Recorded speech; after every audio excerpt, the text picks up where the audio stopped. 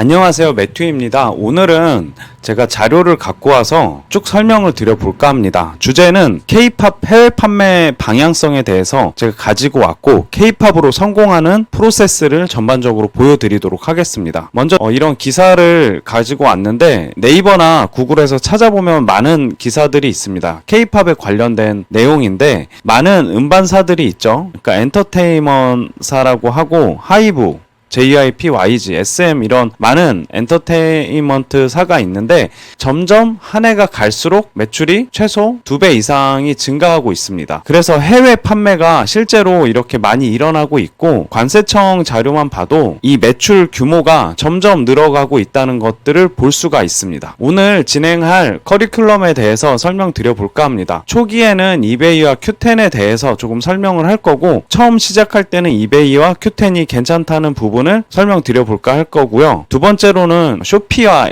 애쉬라는 곳이 있는데 여기는 확장하기 용이합니다.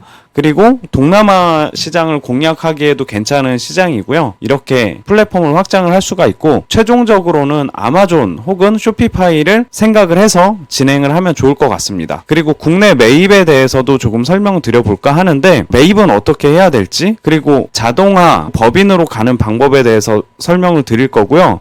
마지막으로 SNS 마케팅을 설명을 드리면서 오늘 영상을 진행해 볼까 합니다. 제가 가지고 온 화면은 이베이 판매자 센터에 가게 되면 볼 수 있는 화면이고요. 여기에서 모든 자료들을 받아볼 수 있습니다. 밑에 하단에 있는 링크에 들어가서 이베이에 대해서 궁금하게 되면 이베이에 관련된 많은 정보와 그리고 입점 가이드, 이베이 맥, 이베이로 광고하는 것까지 해서 되게 자세하게 나와 있습니다. 그래서 이베이가 궁금하면 해당 링크에 들어가서 확인을 하면 되는데 지금 이베이에 통계가 나와 있더라고요. 1년간 총 거래액이 732억 달러. 여기다가 이제 환율을 곱하면 나오게 되고요. 연간 리스팅 수는 20억 건, 바이어 수가 1억 3,200만 명, 판매 국가 수가 190개국, 기부도 나와 있네요. 이 많은 나라에서 판매를 시작할 수 있고 저도 이베이를 시작해서 처음 이베이에서 판매를 했는데 많은 매출을 이베이에서 내고 있습니다. 두 번째로는 큐텐입니다. 큐텐 같은 경우는 일본 재팬을 얘기하고요. 큐텐 같은 경우도 큐텐 대학이라고 있습니다. 아래 링크를 가지고 왔고요. 여기에서도 많은 자료 그리고 입점 관련된 자료를 다운을 받을 수가 있습니다. 신청을 하셔서 입점, 판매 준비 그리고 주문 혹은 광고에 관련된 부분도 자세하게 나와 있기 때문에 큐텐 K-POP으로 입점하면 좋고요. 갖고 있는 카테고리 K-POP은 이베이도 좋고 큐텐도 좋고 해외 판매에는 거의 특화가 돼 있기 때문에 이런 이베이나 큐텐에서도 권장하는 카테고리입니다. 최근에 제가 파워셀러 과정을 진행하면서 강사님이 K-POP을 또 팔으라고 권장을 하시더라고요. 이베이 자체적으로도 K-POP 판매를 하라고 홍보를 하고 있습니다. 큐텐도 마찬가지인 게 큐텐에서도 K-POP이 상당히 인기가 좋습니다. 다들 K-뷰티 쪽으로 큐텐에서 하고 계실 텐데 여기에 K-POP을 곁들이거나 K-POP으로 카테고리를 정해서 하게 되면 재미를 많이 볼 수 있을 겁니다. 이베이와 큐텐 가지고 왔고요. 제가 지금 진행하고 있는 이베이에 관련된 매출 차트입니다. 한 달 동안 매출 차트고 3월 11일 기준으로 1184불이 나왔죠. 셀 스트라이크가 걸리고 나서 이렇게 매출이 저조해졌다가 다시 매출이 올라왔습니다. 전 영상에서 매출이 제가 올라왔다고 설명드렸는데 이렇게 매출이 나오고 있고 90일 만에 6만 불이 넘게 나왔죠. 그러니까 3개월 만에 6만 불을 넘게 나온 건데 더 매출을 낼 수가 있었고 이베이 담당자가 저희 가게에 왔다가 가셨어요. 저를 도와주려고 하시는데 이베이도 한국 셀러들을 이제 챙겨주는 부서가 따로 있더라고요. 약간 힘들어 보이긴 하는데 그래도 어느 정도 믿고 이베이도 다시 한번 키워볼까 합니다. 그리고 전체 트래픽도 제가 갖고 왔어요. 제가 운영하는 몰인데 노출수가 13,130만이 아니라 1,300만입니다. 1,300만인데 밑에 보면 67.5%가 마이너스 30일 이전입니다. 그러니까 이거의 2배 이상의 트래픽이 제 몰에서 나왔거든요. 거의 60%예요. 평균적으로. 판매 수량도 마찬가지고 이 차트가 최소 2배 이상입니다. 거의 2배에서 3배 이상이고 오가닉 리스팅한 노출 수가 453만 4,883회인데 30일 이전에 72.5%가 30일 이전보다 다운된 거죠. 그때는 1,000만이 넘었습니다. 리스팅 프로모션도 마찬가지로 거의 2,000만 가까이 나왔거든요. 저는 이렇게 오가닉 리스팅 프로모션 광고만으로도 많은 매출이 나왔고 트래픽이 걸리면서 제 몰이 활성화가 많이 됐는데 셀 스트라이크가 걸리면서 이렇게 많이 다운이 됐습니다. 그럼에도 불구하고 이 정도로 단기간에 끌어올렸는데 다만 리스팅 숫자가 많이 줄어들어서 현재는 또 많이 못 올리고 있어요. 그래서 오늘 해결해 주시러 왔는데 추이를 한번 봐야 될 것 같습니다. 그 다음 제가 가지고 온 건 동남아 시장 쇼피입니다. 쇼피는 동남아 8개 국가에 입점이 가능하고 쇼피 같은 경우도 한국 셀러한테 많이 지원이 나오고 있고 해당 사이트에 들어가시면 교육이 따로 있습니다. 입점 신청도 할 수 있고 물론 유료 강의도 많이 있지만 처음에는 이런 자체적으로 플랫폼에서 교육하는 부분을 이용을 하시면 많은 혜택을 받을 수 있다고 생각합니다. 그리고 쇼피 같은 경우도 K-팝 인기 굿즈가 좋습니다. 그러니까 K-팝을 하라는 거죠. 해외 많은 플랫폼에 K-팝이 인기가 많기 때문에 시작할 때도 좋고 아니면 K-팝을 특화시켜서 꾸준히 진행하시면 정말 많은 성장을 일으킬 수 있습니다. 그리고 애쉬라는 곳도 갖고 왔습니다. 애쉬는 모르시는 분도 계실 텐데 애쉬도 포토카드가 많이 판매가 되고 있고 외국 친구들이 한국 K-팝 포토카드를 여기서 구매를 많이 하고 있습니다. 저는 입점은 하지 않았는데 지금 제 영상을 보시는 분들 중에 앞에 제가 소개한 이베이, Q10, 쇼피, 애쉬 이런 곳들은 다 해외 판매가 가능하고 K-팝을 특화시켜서 팔 수 있는 곳이기 때문에 잘 활용하면 좋을 것 같습니다. 제가 마지막으로 입점하면 괜찮은 플랫폼을 2개를 갖고 왔는데 하나는 아마존이고 하나는 쇼피파이입니다. 둘 다 다른 부분이 있는데 먼저 아마존을 갖고 온 부분, 쇼피파이를 갖고 온 부분에 대해 설명드리면 제가 아시는 대표님 한 분은 아마존에서 매달 10만 불 이상의 매출을 가지고 있습니다. 저처럼 이베이로 시작을 하셔서 최종 단계로는 아마존을 가셨고 아마존만 세팅을 잘 해놔도 기업화 이상의 성장을 시킬 수 있는 회사를 가질 수 있게 됩니다. 실제로 저는 이런 멘토를 가지고 있기 때문에 멘토님이 이 아마존에 대해서 궁금하면 제가 질문을 많이 할 수 있는데 아직 저는 병아리 셀러이기 때문에 이베이부터 시작을 하고 있죠. 그래서 아마존 같은 경우는 FBA 그러니까 풀필먼트인데 여기에 물건을 갖다 놓고 판매를 시작을 하는 거죠. 저도 미국에 올해 다녀올 예정인데 창고를 쓸만한 곳을 확인을 하고 미국에서도 배송을 할 수 있는 세팅을 올해 내로 진행을 할 예정입니다. 그래서 FBA를 활용을 해서 미국 내로 물건을 빼는 거죠. 약간 쿠팡이랑 비슷한 구조인데 미국에다가 창고를 놓고 판매를 하면 매출이 많이 나온다고 보고 있습니다. FBA를 잘 이용하면 되고요. 두 번째로는 쇼피파이를 설명드립니다. 그러니까 아마존 아니면 쇼피파이로 들어가면 되는데 쇼피파이를 더 강하게 보고 있습니다. 이유는 이제 최근에 만나신 법인을 운영하시는 대표님이 쇼피파이로 최종적으로 세팅을 하셔서 연간 매출이 60억 이상의 매출을 내고 계신데 그분도 여러 플랫폼을 다 해보셨고 워드프레스까지 해보셨습니다. 워드프레스가 어떻게 보면 더 좋다고 하시는 분도 있을 수 있는데 그분은 이미 워드프레스를 해보셨고 워드프레스 자체적인 오류가 좀 많이 있다고 하셔서 결국엔 이제 쇼피파이로 진행을 하셨고 지금 쇼피파이 몰로만 진행을 하셔도 매출이 그 정도가 나온다고 합니다. 그래서 저도 쇼피파이 자사몰을 세팅을 할 거고 브랜딩을 할 예정입니다. 처음에 쇼피파이를 만들게 되면 이베이처럼 매출이 잘 나오지 않는데 이거는 마케팅을 진행을 해야 되고 SNS 고객이 들어올 수 있는 세팅을 해줘야 됩니다. 이런 부분도 제가 배우고 나중에 조금 더 쇼피파이에 대해서 자세하게 설명을 드려볼까 합니다. K-팝 해외 판매 몰을 예시로 갖고 왔는데 실제 몰이고 어느 사이트인지는 밝히진 않지만 여기 같은 경우는 국내 사이트도 운영을 하고 있고 해외 사이트는 자사몰, 쿠텐 재팬, 이베이, 쇼피는 싱가포르, 타이완, 타일랜드, 말레이시아, 베트남, 필리핀, 브라질, 멕시코까지 이런 몰들을 운영을 하고 있습니다. 그리고 SNS는 틱톡, 인스타그램, X, 그러니까 트위터까지 같이 이용을 하고 있는데 저도 이렇게 최종적으로 여러 몰에 세팅을 해서 자동화 단계까지 넘어가고 싶은 게 저의 바람입니다. 국내 매입에 대해서 조금 더 설명을 드려볼까 합니다. 국내 매입은 먼저 번개장터, 당근마켓 여기 빠져있는 게 중고나라인데 이것들을 잘 활용을 하시면 되는데 저한테 질문을 많이 하십니다. 여기에서 매입을 해서 얼마 남냐? 그리고 당근마켓에서 물건을 사면 매입도 안 잡히는 걸 왜 하냐라고 질문하시는 분도 계신데, 제가 하고 있는 K-팝 같은 경우는 마진이 엄청 높습니다. 높다는 게 뭐 10% 20%가 아니라 30%는 기본이고 최소 7, 80%, 많게는 100%까지도 나와요. 100%는 나눔이 있기 때문에 그렇습니다. 엄청 싸게 매입을 해서 해외에는 비싸게 팔고 있고, 그런 시장이 지금 형성돼 있습니다. 그리고 한국 사람이기 때문에 이런 혜택을 더 많이 볼 수가 있는 거죠. 그래서 번장이나 당근으로 매입을 해도 충분하고요. 그러면 매입 금액이 안 잡히는데 당근에서 번장에서 구매를 해서 세금 많이 내는 거 아니냐고 하는데, 저희는 해외 판매잖아요. 자세히 생각해보면 영세율입니다. 영세율 같은 경우는 수출이기 때문에 저도 최근에 이제 세금 신고 때문에 이제 공부를 하고 있는데, 영세율로 잡히기 때문에 세금적인 부분을 부담을 너무 가지시지 않아도 되고, 당근이나 번장에서 사는 거 어렵지 않습니다. 여러분들도 당근이나 번장을 이용하실 거라고 생각하고요. 잘 이용을 해서 매입을 늘리면 되고요. 네이버 쇼핑 쿠팡을 제가 말씀드린 것은 미개봉 신품 앨범이 많이 올라와 있습니다. 이것들은 K-팝에 대해서 어느 정도 알아야지 어떤 그룹이 앨범이 올라오고 있고 가격이 저렴한지도 확인을 할 수 있겠죠. 이런 K-팝 흐름을 어느 정도 알아야 구매가 가능한 부분입니다. 이거는 스터디를 하셔야 되고요. 초기 셀러, 대형 셀러로 제가 갖고 온 부분은, 그러면 번장이나 당근마켓 혹은 네이버에서 산 걸로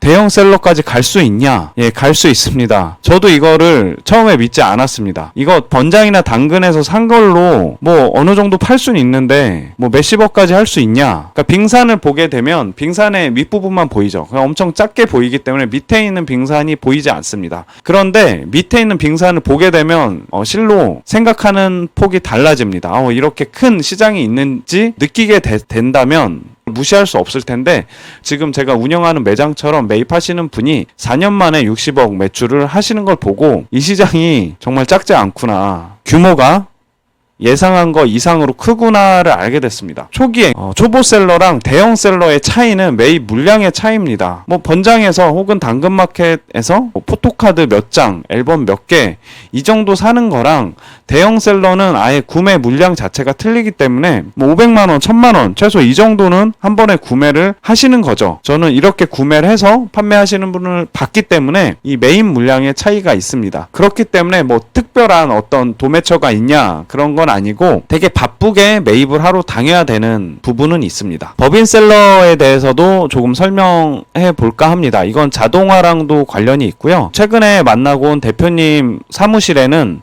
포장하는 직원이 꽤 있었습니다. 그러니까 10명 이상의 직원이 있었고, 선반에는 굿즈와 포토카드와 여러 K-팝 물건들이 있었죠.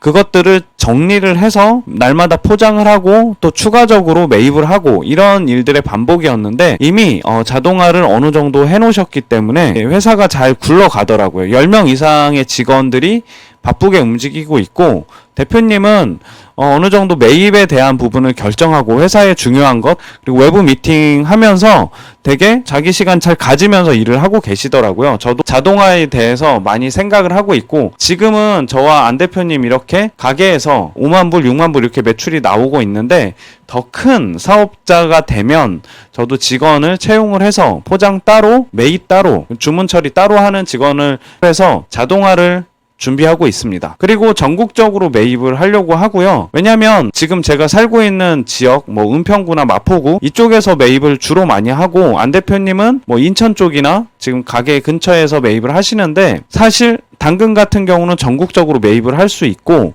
전국의 나눔과 엄청 싼 제품들이 많이 올라오고 있습니다. 그래서 전국적으로 매입할 수 있는 시스템을 구축을 할 거고요. 추가적으로 제가 플랫폼을 개발할 목적을 가지고 있는데 자동화 시스템을 구축을 할 예정입니다. 셀러로 4년 이상 판매를 해왔는데 자동화 시스템을 이룬 대표님들을 보면 많이 부럽습니다. 제 몸 한 몸 불사질러서 매출 많이 낼 수 있는데 계속 이 행위를 할 수가 없거든요. 그렇기 때문에 자동화 시스템을 꼭 구축하는 게 저의 목표입니다. 배송에 대해서도 간략하게 설명드려 볼까 하는데 배송에 대해서 물어보시는 분 많습니다. 지금 오픈 카톡 방에도 저한테 배송 많이 물어보고 있고 개인 카톡으로도 문의를 하고 있는데 제가 솔직히 얘기하면 이베이를 강의하거나 배송을 강의하고 있지는 않습니다.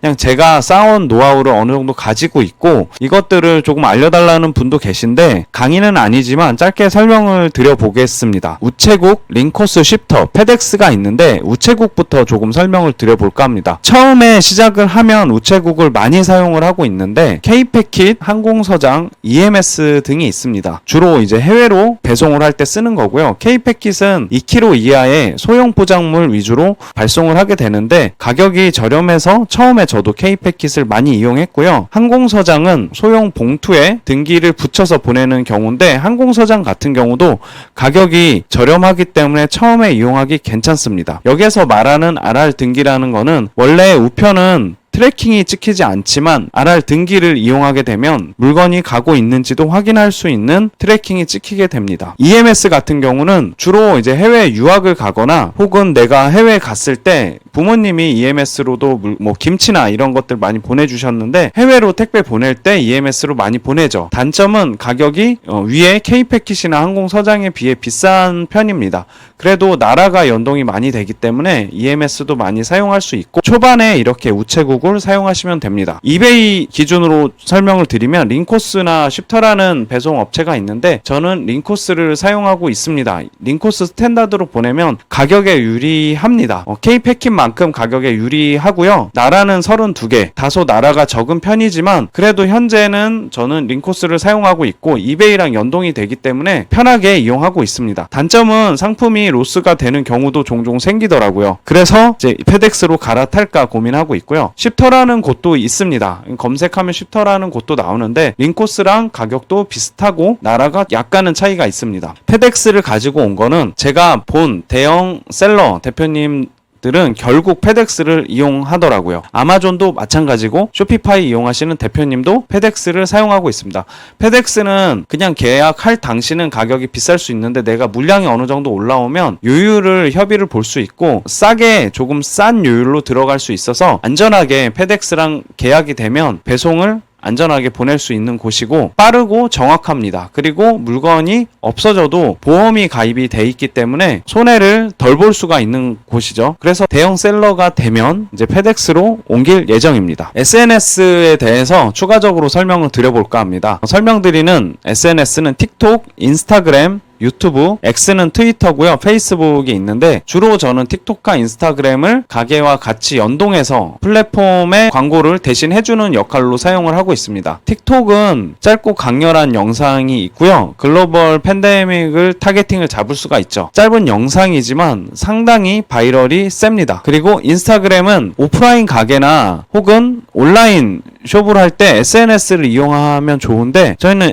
인스타그램 DM을 잘 활용해가지고 저희 샵으로 들어올 수 있는 구조를 만들었습니다. 유튜브는 이 두 개가 어느 정도 세팅이 되면 유튜브도 할 수 있는데 유튜브는 지재권 관련된 이슈가 많이 있기 때문에 K-POP 관련된 것을 다룰 때 조금 그런 부분을 확인을 해서 영상 업로드를 해주시면 좋고요. 결국에는 이런 플랫폼들이 다 비슷한 구조이지만 약간의 차이는 있습니다. 트위터는 활용하시면 좋습니다. K-POP 하시는 분들 중에 트위터 많이 하고 있고 소식들을 많이 전달을 받을 수 있는 곳입니다. 그래서 저도 종종 K-POP 관련된 뉴스나 정보들 얻을 때 트위터를 잘 활용하고 있습니다. 페이스북도 해외 타겟이 가능하기 때문에 다 이용하면 좋지만 저는 틱톡, 인스타그램이 조금 쉽게 시작할 수 있는 부분이고 조금 나아가면 이제 트위터까지 연동을 해서 사용하시면 좋을 것 같습니다. 제가 해외 판매 로드맵을 다시 정리를 해서 설명을 드려볼까 하는데 전체 로직을 말씀을 드리면 해외 판매는 이베이 Q10으로 시작을 할 수 있고 확장을 하게 되면 쇼피나 엣지 쪽으로 넘어가서 확장을 할 수 있는 부분이 있고요. 최종적으로는 아마존 FBA나 쇼피파이로 넘어가시면 좋습니다. 저도 이렇게 가고 있는 중이고요. 카테고리는 K-팝을 팔 수가 있지만 K에 관련된 K-뷰티, K-푸드 공략할 수 있는 연동되는 시장입니다. 매입은 당근마켓, 번개장터, 중고나라에서 하시면 되고요. 네이버 쇼핑이나 쿠팡도 이용하시면 좋죠. 초보셀러랑 대형셀러, 그러니까 고수셀러의 차이는 매입 물량이고요. 이제 여기에서 나아가야 될 부분은 이제 자동화, 저는 이제 개인으로 시작을 했고 택배 직원, 이제 포장하는 직원, 그리고 매입할 수 있는 직원을 뽑아서 자동화를 만드는 게 목표고요. 배송 관련된 부분은 우체국을 많이 처음에는 사용하지만 나중에는 배송 업체를 선정해서 써야 되는데 이베이는 링코스나 쉽터를 사용하면 괜찮고요. 나중에 대형 셀러로 넘어가면 페덱스와 계약을 해서 사용하면 좋을 것 같습니다. SNS는 꼭 K-팝을 운영하면 하시기를 권장드리고요. 인스타그램과 틱톡 혹은 트위터까지 이용을 하시면 이런 전체 로드맵이 완성될 것 같습니다. 결론과 마무리를 지어보겠습니다. 이베이 Q10으로 시작할 수 있고요. 저도 이베이로 시작을 했고 쇼피, 엣지로 확장할 수 있는데 이 부분은 선택입니다.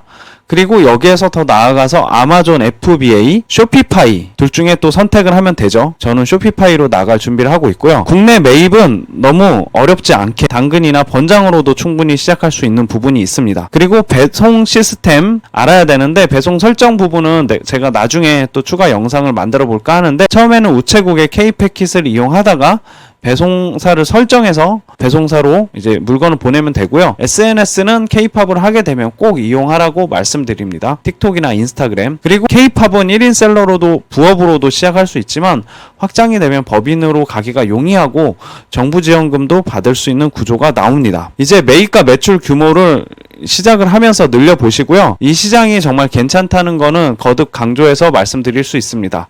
오늘 영상은 이렇게 정리하고 마무리하도록 하겠습니다. 감사합니다.